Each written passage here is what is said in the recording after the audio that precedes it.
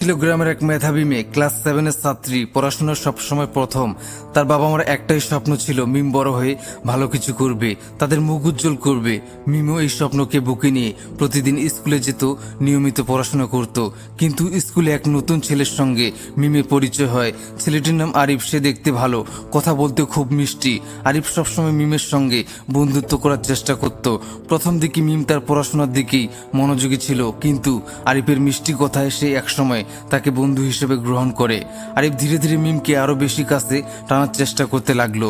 কখনো বই দেওয়ার অজুহাতে, কখনো স্কুলের পরে দেখা করার অনুরোধ করে। মিম বুঝতে পারছিল না এটা কি শুধুই বন্ধুত্ব নাকি অন্য কিছু। একদিন আরিফ মিমকে বলল, তোমাকে আমি পছন্দ করি, তুমি আমার জীবনের সবচেয়ে গুরুত্বপূর্ণ মানুষ। এই কথাগুলো শুনে মিম বিভ্রান্ত হয়ে পড়ল। তার বয়স ছিল মাত্র 14 বছর। এইসব বিষয়ে তার কোনো অভিজ্ঞতা ছিল না। কিছুদিন পর আরিফ মিমকে পড়াশোনা বাদ দিয়ে সময় কাটানোর জন্য চাপ দিতে শুরু করলো। মিম তার কথা রাখতে গিয়ে স্কুল ফাঁকি দিতে লাগলো। সে বুঝতে পারছিল না তার জীবন ধীরে ধীরে ভুল পথে চলে যাচ্ছে।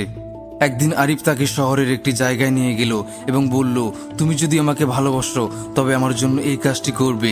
সেই কাজটি ছিল মিমের চরিত্র ও আত্মসম্মানের জন্য ভীষণ বিপজ্জনক।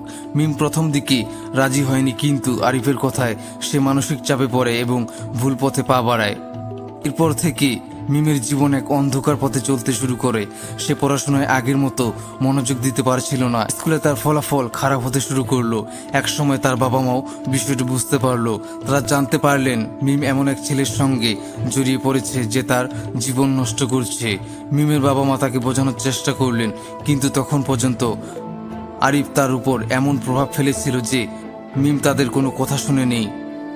কিন্তু একদিন এক বড় ঘটনার পর মিম বুঝতে পারে আরিফ তাকে শুধু ব্যবহার করছে। তার কোনো ভবিষ্যৎ পরিকল্পনা নেই। আরিফ তাকে তার পরিবার, পড়াশোনা এবং সম্মান থেকে দূরে সরিয়ে দিয়েছে। মিম নিজেকে নিয়ে আবার ভাবতে শুরু করলো। সে বুঝতে পারলো তার জীবন এখনো শেষ হয়নি। একদিন সে সাহস করে আরিফকে ছেড়ে চলে এলো। তার পরিবার এবং শিক্ষকদের সাহায্যে মিম আবারও পড়াশোনায় মনোযোগী হলো। মিমের মতো অনেক মেয়ের জীবন ভুল মানুষের কারণে বিপদগামী হয়, তবে তারা যদি সঠিক সময়ে সচেতন হয় এবং পরিবার ও সমাজ তাদের পাশে দাঁড়ায়, তাহলে তারা আবারও সঠিক পথে ফিরে আসতে